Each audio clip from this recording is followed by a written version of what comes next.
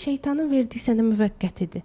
Və sən onu gec-tez onun cəzasını çəkəcəksən. Amma Allahın sənə verdiyin heç bir şeyin sən cəzasını çəkməyəcəksən. Yetər ki, səbr elə.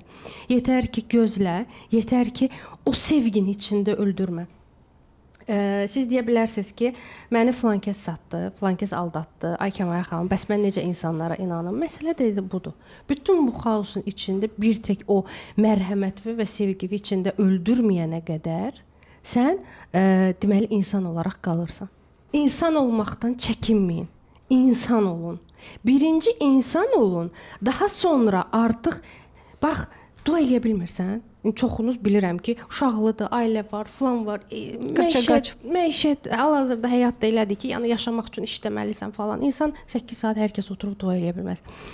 Otur səhəri təşəkkürlə aç. Bunu çox adam deyir, düzdürmü? Minnətdar ol. Amma bunun hansı bir frekansa, belə deyim, bu sözün sahib olduğunu heç kim izah eləmir. Sən Allaha bir dəfə də ondan heç nə istəməyin də. Bir dəfə də əlimizi açaq, ondan heç nə istəməyək. Sadəcə var olduğumuz hər bir şey üçün təşəkkür eləyək.